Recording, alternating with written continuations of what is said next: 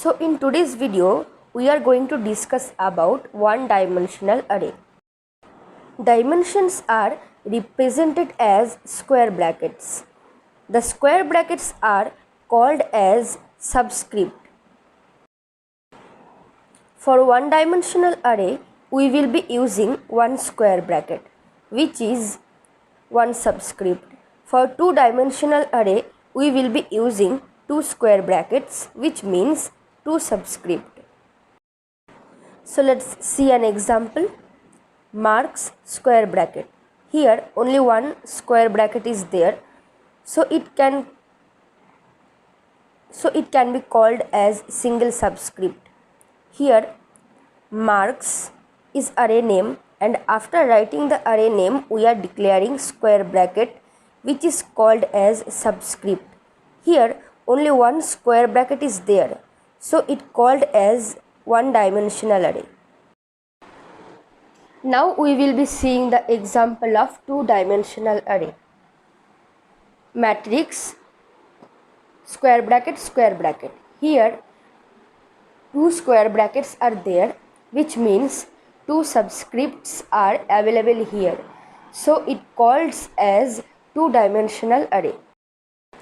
So by seeing the number of square brackets, we can understand whether it is an one-dimensional array or two-dimensional array or multi-dimensional array. Now we will see the syntax of one-dimensional array. First we have to declare data type, then array name, then the size of the array.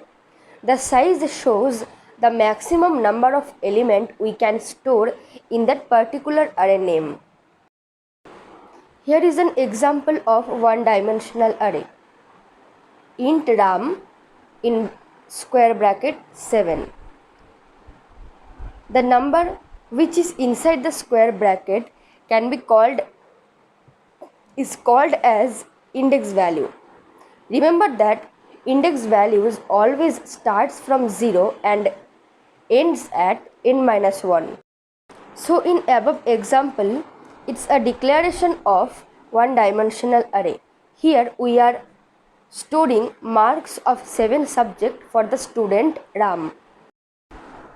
Now we are going to see how to represent elements. The example was int ram in square bracket 7. In this example, the array name Ram can store individual 7 elements. The 7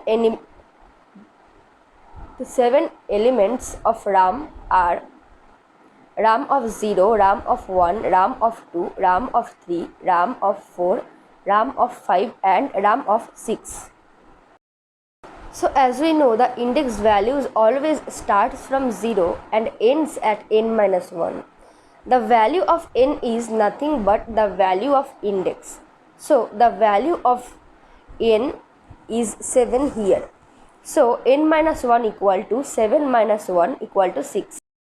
So the last element of this 7 elements is Ram of 6.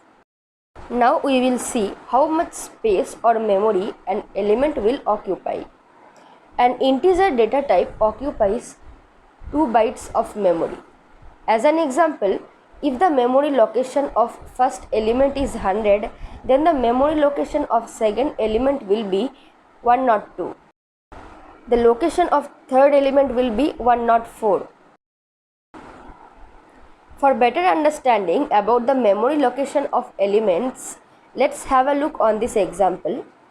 Example is int ram in square bracket 7. So memory location for first element will be 100. Memory location for second element will be 102. Memory location of third element will be 104. For fourth element it will be 106. For fifth element it will be 108. For sixth element 110 and for seventh element 112. Now we will see about the initialization of array. There are two types of initialization: compile time initialization and runtime initialization. Now we will see about compile time initialization. For compile time initialization, we will be using assignment operator. Example int a a equal to 6. So here by assigning a value to the operator we are performing compile time initialization. Here declaration and initialization can be done in a single line. Now we will see the syntax for compile time initialization. So first we will be declaring data type, then array name, then the size of the array equal to in curly bracket value 1 comma value 2 comma n number of value we can store here. Then example int marks in square bracket 7. So here we can store 7 values 50, 60, 70, 80, 90, 88 and 98 we have stored here. And if we declare array without initializing any value, then the array will contain garbage values. Garbage values means it will give inappropriate result. Here is an example int marks in square bracket 7. If you are not initializing any value, then every element will store garbage value. If you initialize value only for one element, then other elements will contain a value as 0. It will replace garbage values as 0. So in the case of compile time initialization only, without declaring the size of an array, we can initialize values to elements. Example int marks square bracket equal to in curly bracket 50 comma 60. We are declaring here two values, so the compiler will consider this array is containing. Now let's have a look on runtime initialization. For runtime initialization we will be using scanf function. Syntax of runtime initialization is scanf in bracket in quotation %d comma ampersand a. Example int marks in square bracket 2 scanf open bracket in quotation %d comma ampersand marks of 0 comma ampersand marks of 1. Here we can store two values, so 2 times %d we have written, and in syntax we have written %d comma ampersand a. A is the element, it can be changed. But in the case if we want to initialize 100 values or more than 100 values in runtime initialization, then we can't use same as above example.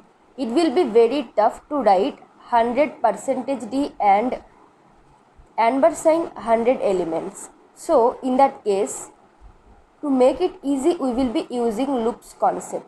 Here we will be using the concept of for loop. The concept of for loop is for open bracket I equal to 0 semicolon I less than n semicolon I plus plus open bracket scanf %d comma ampersand marks of I. Now we will see how to print array elements. Output statement is print statement.